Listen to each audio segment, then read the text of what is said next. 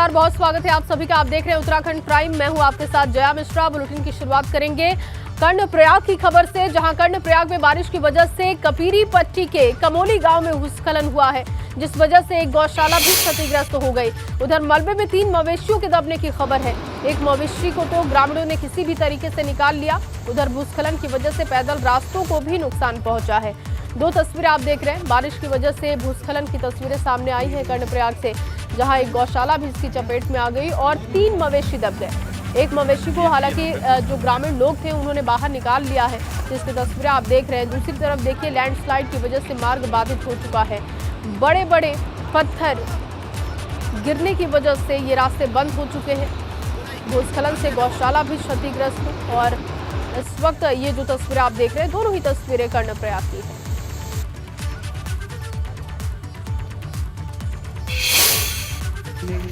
और उधर उत्तरकाशी में मानसून की बारिश ने लोगों की मुश्किलें बढ़ा दी हैं। भूस्खलन की वजह से मुख्य मार्ग बंद है, तो वहीं पैदल रास्ते भी आवाजाही के लायक नहीं बचे। रिपोर्ट देखिए।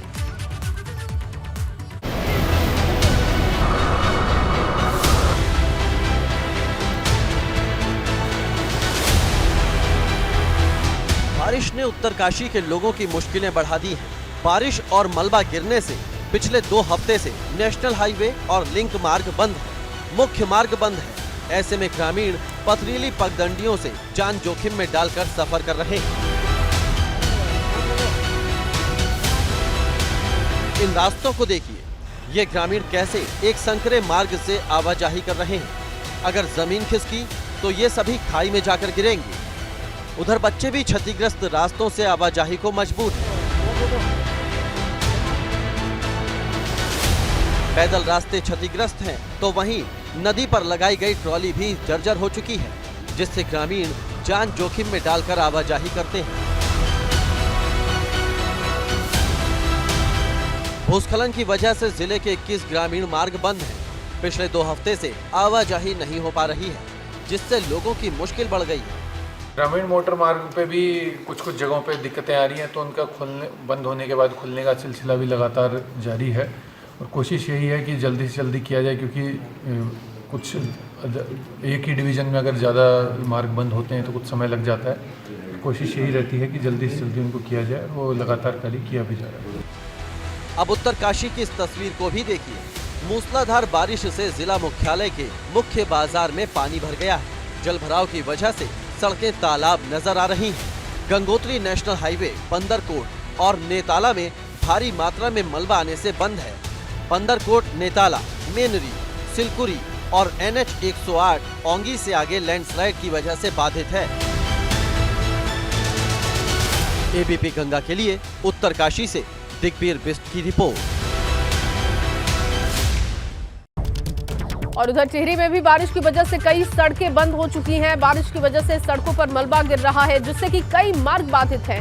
छतियारा खवाड़ा मोटर मार्ग मलबा और बोल्डर आने की वजह से बंद हो चुका है। तस्वीरें देखिए, कितने बड़े बड़े पत्थर जो कि रास्तों पर जमा हो चुके हैं और इस वजह से आवाजाही यहां पर प्रभावित है। टिहरी की ये तस्वीरें हैं। बड़े बड़े बोल्डर गिरने की वजह से, भूस्खलन होने की वजह से ये रास्ता बंद है। और लगातार इस तरीके से कई रास्ते भूस्खलन की वजह से बंद हो चुके हैं। ये टिहरी की तस्वीरें आप देख रहे हैं। छतियारा खवाड़ा मोटर मार्ग है, जो कि मलबा और बोल्डर के आने की वजह से बाधित हो चुका है। और अब खबर चंपावत से, जहां चंपावत में बारिश से नेशनल हाईवे बाधित हो चुका है। टनकपुर चंपावत नेशनल हाईवे बंद हुआ है। JCB की मदद से मार्ग खोलने की कोशिश हो रही है और हाईवे पर पहाड़ी से मलबा और पत्थर गिरा, जिस वजह से ये रास्ता बंद हो चुका है। अब देखिए, टनकपुर चंपावत नेशनल हाईवे की भी तस्वीरें आपको दिखा रहे हैं, जो कि रास्ता बंद हो चुका है। हाईवे से पहाड़ी से मलबा और पत्थर गिरने की वजह से रास्ता बंद। फिलहाल रास्तों को खोलने की कोशिश हो रही है। और अगली खबर देहरादून से, जहां 13 अगस्त तक बारिश जारी रहने की संभावना है। ये बड़ी खबर निकलकर सामने आई है। प्रदेश के ज्यादातर इलाकों में बारिश होगी और 10 अगस्त को कई जगह पर भारी बारिश की संभावना है। लैंडस्लाइड वाले इलाकों में सावधान रहने की जरूरत है। मौसम विभाग का पूर्वानुमान सामने आ चुका है। 10 अगस्त को भारी बारिश की संभावना जाहिर की बनती है। थोड़ा बागेश्वर और चमोली डिस्ट्रिक्ट में बन रही है। उसके बाद देखेंगे तो जो रेनफॉल एक्टिविटी काफ़ी कम हो जाएगी। आप ये कह सकते हैं हल्की बारिश जो है कुछ जगहों में जो है अगर 8 और 9 को बात करें तो वो मिलने वाली है प्रदेश में, हल्की बारिश में कहूँगा, और वो भी पहाड़ों में जो है कुछ जगहों में मिलेगी। जहाँ तक मैदानी क्षेत्र है तो उसमें तो करीब करीब वो जो है आइसोलेटेड या ड्राई तरह का ही रहने वाला है। 10 तारीख में थोड़ी सी हालांकि बारिश बढ़ने की उम्मीद है, तो अनेक जगहों तक मैं आप कह सकते हैं हल्की मध्यम मिलेगी, लेकिन फिर से आप देख रहे हैं कि करीब करीब 13 तारीख तक जो है जो एक्टिविटी वो कम है। और उधर जोशीमठ में बद्रीनाथ नेशनल हाईवे भी बाधित है। नेशनल हाईवे पर बैना कुली और पागल नाला के पास मलबा गिरने से ये मार्ग बाधित हो चुका है, जिस वजह से मार्ग पर वाहनों की लंबी कतार दिखाई दे रही है। देखिए तस्वीरें आपको दिखा रहे हैं, बद्रीनाथ हाईवे की तस्वीर आप देख सकते हैं। हाईवे पर मलबा गिरा जिस वजह से रास्ता बंद हो चुका है और अब इस रास्ते को खोलने की कोशिश हो रही है। तो जगह जगह पर किस तरीके से रास्ते बंद हो रहे हैं उसकी तस्वीरें हम आपको दिखा रहे हैं। बद्रीनाथ नेशनल हाईवे की तस्वीरें आप देख पा रहे हैं।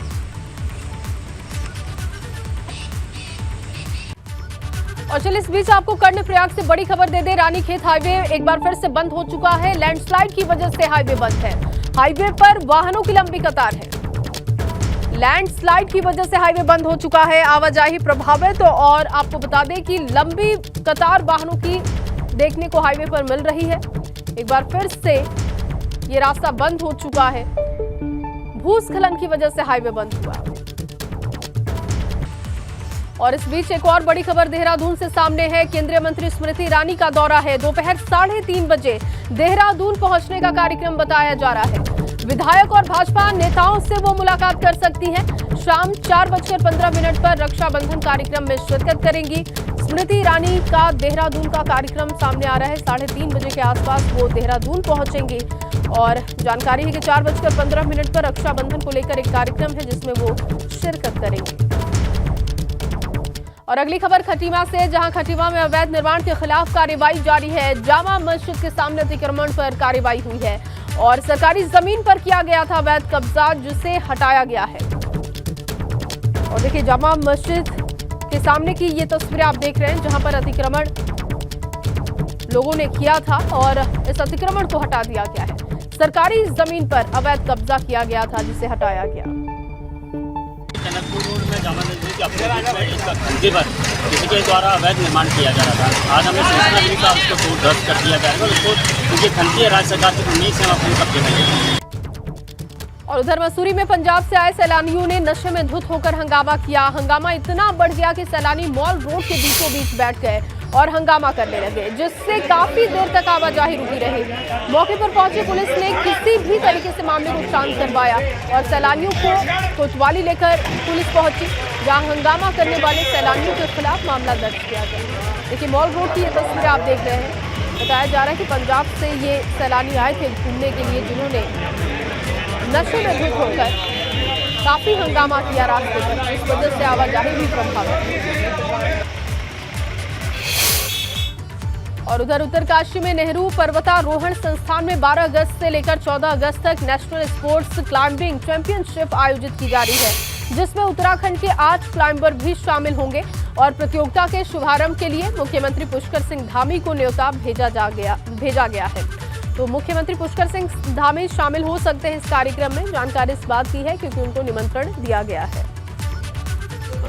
एनआईएम में नेशनल स्पोर्ट क्लाइंबिंग चैंपियनशिप का है, जो 3 दिन चलने वाला जो एक खेलों का स्पोर्ट क्लाइंबिंग का आप कुंभ कह सकते हैं, क्योंकि इसी में ये काफ़ी टाइम बाद इंडिया में हो रहा है। पहले कोरोना की वजह से नहीं हो पाया, लेकिन जो 3 दिन होंगे इसमें हम आने वाले समय में एशियन और ओलंपिक टीम का सिलेक्शन आप कह सकते हैं इस चैंपियनशिप के दौरान होगा, क्योंकि ये नेशनल है। इसमें टोटल 7 जोन पार्टिसिपेट कर रहे हैं। 250 के आसपास एथलीट होंगे और 40 से 50 ऑफिशियल इसमें।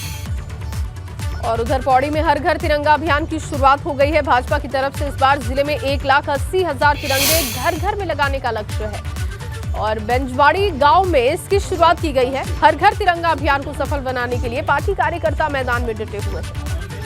आज़ादी के 75 वर्ष पूरे होने पे आज़ादी का अमृत महोत्सव चल रहा है और इसी परिप्रेक्ष्य में आज हमने अभी पौड़ी में मीटिंग है और हमने शुरुआत कर दी है पौड़ी के बेंजोड़ी गांव से। तो वहाँ पर लोगों ने बहुत उत्साह के साथ तिरंगे को हाथ में रख कर के नारे लगा करके हर घर तिरंगा लगाएंगे और आज़ादी का अमृत महोत्सव मनाएंगे। और हर घर तिरंगा अभियान को देखते हुए अखाड़े भी इस बार मठ मंदिरों पर तिरंगा फहराएंगे। अखाड़ा परिषद के अध्यक्ष रविंद्र पुरी ने कहा कि इसके लिए अखाड़ों में तैयारियां की जा रही है। मैं एबीपी गंगा के माध्यम से ये संदेश देता हूँ, भारत में जितने भी मठ है, जितने मंदिर है, जहाँ भी हमारे सनातनी लोग हैं, सभी जो है अपने घरों में, मकानों पे जो है तिरंगा झंडा जो है लगाइए और जो हमारा जो इस समय अमृत महोत्सव है सब इसमें सहयोग दे। यही मेरा संदेश है, जितने हमारे सनातनी लोग उनके लिए यही संदेश है। देखिए, हमने जो है करीबन लाखों की संख्या में झंडे इकट्ठे किए हैं और जितने मठ मंदिर है, हमारे जो हज़ारों की संख्या में जितने बच्चे हमारे हैं, स्कूल है, विद्यालय है, हमारे सभी को हमने कहा है कि सभी अपने अपने घर में अब जो है झंडा लगाएं।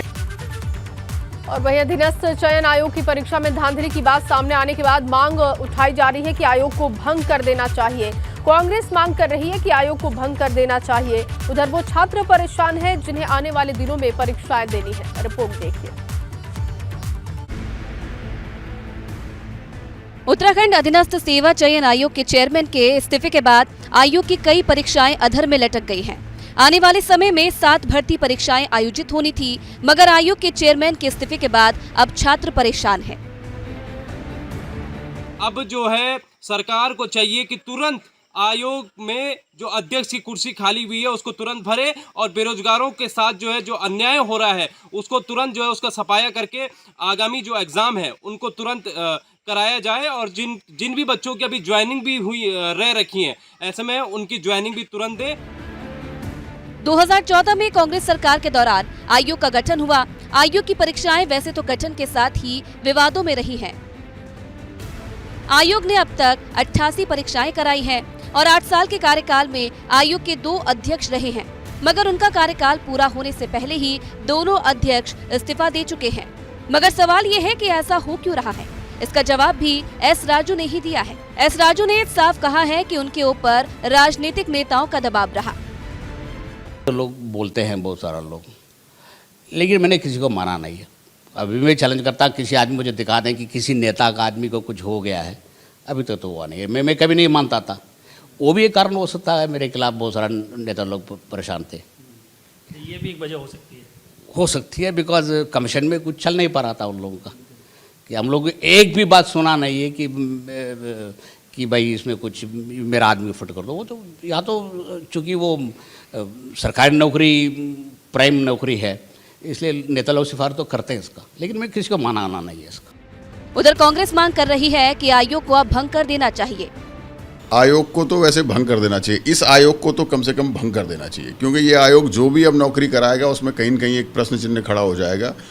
जो व्यक्ति नहीं निकलेगा उसके मन में ये सवाल जरूर खड़ा होगा कि इसमें कुछ गोलमाल हो रखा है।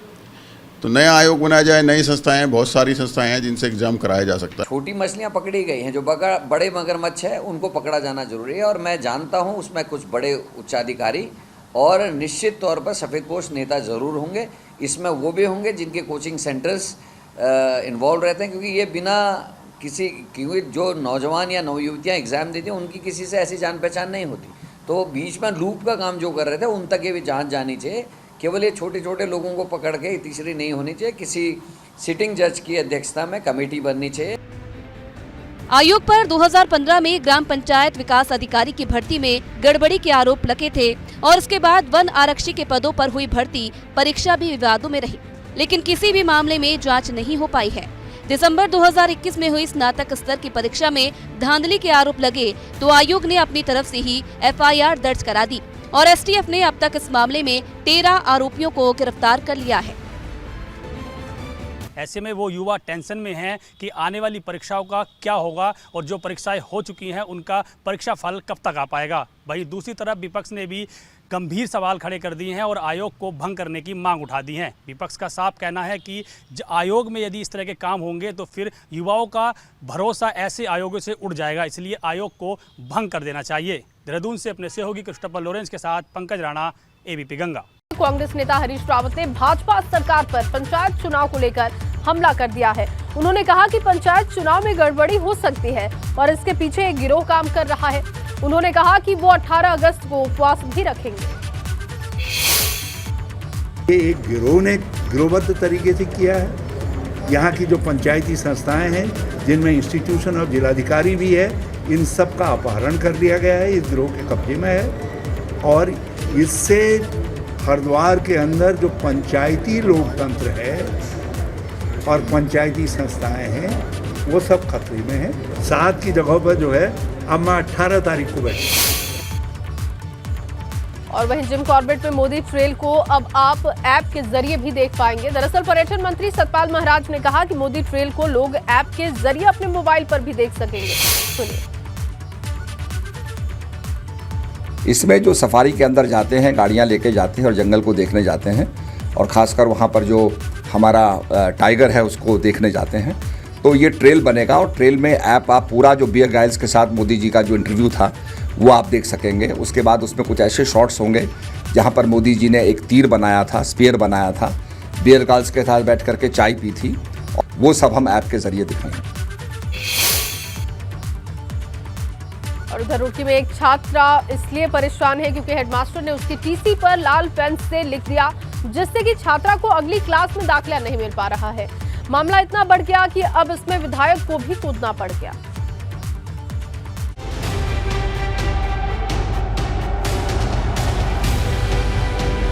रुड़की के मंगलौर की रहने वाली इस लड़की का परिवार परेशान है। 10वीं पास करने के बाद अगली क्लास में एडमिशन नहीं मिल रहा है। दरअसल टीसी में स्कूल की तरफ से स्टूडेंट के आचरण को लेकर कमेंट लिखे जाते हैं। इस कॉलम में स्कूल के हेडमास्टर ने लिखा है कि छात्रा का आचरण हेडमास्टर के लिए ठीक नहीं रहा है। स्कूल में राजनीति करना, हेडमास्टर के साथ बदसलूकी और अशोभनीय शब्दों का इस्तेमाल करना, विभागीय आदेशों का पालन नहीं करना, इसके साथ ही हेडमास्टर साहिबा ने सबसे आखिर में लिखा है कि लड़की में विद्यार्थी होने का एक भी गुण नहीं है। मैंने मानव चौक राज्य कन्या उच्चतर माध्यमिक विद्यालय से मानव चौक से 10th क्लास पास की है, और हम वहाँ पे मैम से टीसी लेने के लिए गए तो उन्होंने हमारी टीसी पे कुछ अनौपचारिक शब्दों का प्रयोग किया है, और आगे हमें एडमिशन लेने में भी बहुत प्रॉब्लम हो रही है। सर, मेरे साथ में 4 लड़कियाँ और हैं। जो हम यहाँ पे एडमिशन लेने के लिए गए तो उन्होंने हमें बोला कि ये वाली टीसी नहीं चलेगी। तो हम यहाँ मैम से, प्रिंसिपल मैम से बोला, मैम हमें टीसी में आपने ऐसे कैसे लिखा है? तो उन्होंने हमारी टीसी में अनौपचारिक शब्दों का प्रयोग किया है, रेड पेन का बहुत यूज़ किया है। सर, हमें आगे एडमिशन लेने में प्रॉब्लम हो रही है। टीसी के ऊपर ये सब रेड पेन से लिखा गया, इसलिए मामला और गंभीर हो गया। इस बारे में शिक्षा विभाग के अधिकारियों से जब पूछा गया तो वो कह रहे हैं कि छात्रा और हेडमास्टर के बीच कोई विवाद चल रहा है। 4 बालिकाएं मेरे यहाँ कार्यालय में आई थी मेरे पे, उन्होंने बोला, उन्हें टीसियाँ दिखाई थी कि संबंधित प्रधानाध्यापिका राजकीय उच्चतर माध्यमिक विद्यालय मानक चौक द्वारा उनके चरित्र में कुछ रेड पेन से अंकित किया गया है, जिस पर उनको विरोध था कि ऐसा नहीं किया जाना चाहिए था। तो इस संबंध में हमारे द्वारा एक पत्र द्वारा उन प्रधानाध्यापिका का स्पष्टीकरण लिया गया है। तो दोनों पक्षों को मैंने सोमवार को जो है विद्यालय में बुलाया 11 बजे, और मैं विद्यालय में जाकर स्थलीय रूप से दोनों पक्षों को सुनूंगा। मामला इतना बढ़ गया है कि स्थानीय विधायक ने भी इस पर संज्ञान ले लिया है। मैडम से भी बात करी थी, मैंने कहा मैडम ये बताओ कि ये बच्चियाँ जो हैं 5, 15, 12, 13 साल की, जो आपने रेड पेन से पे लिखा है, तो बताने का कष्ट करेंगे ये किन किन मामलों में इन्वॉल्व है, किन राजनीति से प्रभावित है। वो कह रही है कि उस पर लिखा हुआ है कि राजनीति से राजनीति करती हैं, जो है इस लायक नहीं है कि इन्हें पढ़ाया जा सके। तो मैंने कहा ये बताइए कहाँ राजनीति कर रही हैं। छात्रा का परिवार परेशान है, उसे दूसरे स्कूल में दाखिला नहीं मिल रहा। इस बीच बड़ा सवाल यह है कि अगर हेडमास्टर को छात्रा के आचरण को लेकर कोई शिकायत थी तो फिर उसे शिक्षा विभाग के उच्च अधिकारियों को क्यों नहीं बताया गया। एबीपी गंगा के लिए रुड़की से विनीत त्यागी की रिपोर्ट। खबर हल्द्वानी से, जहां काला ढूंगी रोड स्थित राजकीय महिला कल्याण और पुनर्वास केंद्र में बच्चों को राखी बनाने के लिए प्रेरित किया जा रहा है। केंद्र के लोगों का कहना है कि इस मुहिम का मकसद बच्चों को अच्छे काम के लिए प्रेरित करना है, जिससे कि उनके अंदर अपने जीवन में कुछ करने की इच्छा जग जाए। यहाँ पे अलग अलग तरह के कार्यक्रम होते रहे, जैसे राखी बनाना, कैंडल मेकिंग और अदर क्राफ्ट हो गई, पेंटिंग हो गई, ड्राइंग हो गई। इस तरह से हम बच्चों का कौशल विकसित करते हैं। अब इस बार राखी का सीजन है तो हम राखी बनवा रहे हैं। तो राखी में यहाँ पर को मोती की, घुंघरू की, बीड्स की और रेशम की तागे की, इस तरह की राखियाँ सिखा रही हूँ, और बच्चे इसमें बहुत इंटरेस्ट ले रहे हैं। और वहीं रक्षाबंधन को लेकर पोस्ट ऑफिस में भी विशेष तैयारियां की गई हैं। इस पर डाकघर में वाटर प्रूफ स्पेशल राखी लिफाफे और तिरंगे की डिमांड बढ़ा दी गई है। डाकघर पहुंचने वाली महिलाएं स्पेशल राखी लिफाफे से अपने भाइयों को राखी भेज रही हैं, तो वहीं तिरंगा और स्पेशल लिफाफे भी काफी डिमांड में हैं। राखी के लिए भी हमारे पास स्पेशल जो है लिफाफे आए हुए हैं, जो राखी के लिए ही हैं, जो वाटर प्रूफ हैं। और इसके साथ साथ 15 अगस्त के लिए भी हमारे पास में तिरंगा आया हुआ है। ऑनलाइन भी उस पर आप ले सकते हैं, हमारे काउंटर से भी ले सकते हैं, और हम पत्रवाहकों के माध्यम से भी उनको दे रहे हैं। जो भी लेना चाहे पब्लिक डोर टू डोर भी ले सकती है। और उधर नई टिहरी मुख्यालय से सटे कई गांव में गुलदार की दहशत देखने को मिल रही है। इस गुलदार को केमसारी इलाके में देखा गया है, जिससे कि लोग दहशत में हैं। शाम होते ही लोग अपने घरों में कैद हो जाते हैं।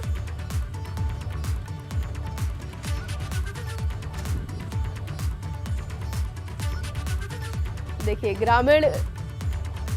ग्रामीणों में किस तरीके से गुलदार को लेकर दहशत दिखाई दे रहा है। लोग शाम को अपने घरों में कैद हो जाते हैं। और अगली खबर जोशीमठ से, जहां जोशीमठ में भालू का आतंक देखने को मिल रहा है। लोगों का कहना है कि भालू कई लोगों पर हमला कर उन्हें घायल कर चुका है।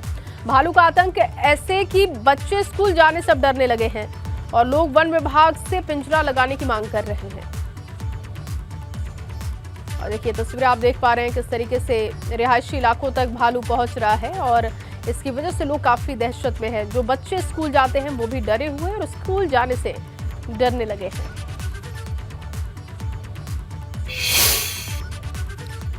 और उधर बढ़ती महंगाई से आम आदमी त्रस्त है। हल्द्वानी के बाजारों में भी महंगाई का असर साफ दिखाई दे रहा है। बढ़ती महंगाई से जहां आम आदमी परेशान है, तो वहीं दुकानदारों की आमदनी भी पहले से काफी कम हो गई है।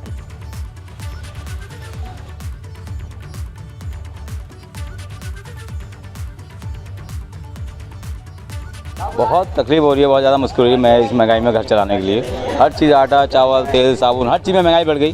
पहले के उसमें तो काफ़ी ज़्यादा महंगाई, काफ़ी आसमान छू रही है महंगाई। जैसे अभी आटा खरीदने आए थे तो आटे में क्या होता है कि जैसे पहले हम ये यहाँ 26 रुपये किलो आटा मिलता था, आज आटा ये 30 रुपये किलो बता रहे हैं।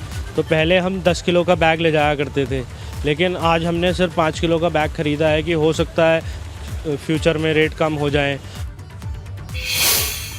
और अगली खबर रुड़की से है, जहां रुड़की क्षेत्र में हरिद्वार रुड़की विकास प्राधिकरण ने अवैध निर्माणों पर कार्रवाई की। शांतर शाह बरसाना धाम में 7 अवैध भवनों को सील किया गया है। अथॉरिटी के अधिकारियों का कहना है कि किसी भी सूरत में अवैध निर्माण को बर्दाश्त नहीं किया जाएगा। अवैध निर्माणों पर लगातार कार्रवाई हो रही है। जो पतंजलि में बरसाना धाम करके एक इलीगल कॉलोनी है, उसमें जो है करीब 6 भवनों को सील किया है। एक बहुत बड़ा वहाँ पर निर्माण भी हो रहा है, जिसमें फ्लैट भी बनाए जा रहे हैं, ऐसा लगता है। वहाँ पर हमने कार्रवाई की है। और उधर राजस्थान के गुरु गोरखनाथ की विशाल छड़ी को लेकर कुछ श्रद्धालु केदारनाथ धाम पहुंचे हैं। इस छड़ी के सबसे ऊपर भगवान शिव का विशाल त्रिशूल और डमरू लगाया गया है। छड़ी को उठाने में 5 भक्तों का सहयोग लिया जा रहा है और इस छड़ी को केदारनाथ लाने के लिए 25 लोगों का सहयोग लेना पड़ा।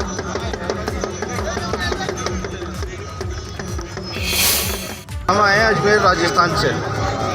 हमारी पैदल यात्रा 5-6 दिन से 7 दिन से हो गए चले हुए। ये गुरु गोरखनाथ की छड़ी है और इसको यात्रा करने के लिए 20-25 लोग आए हुए हैं। और इसी खबर के साथ इस बुलेटिन में बस इतना ही। आप बने रहिए एबीपी गंगा के साथ।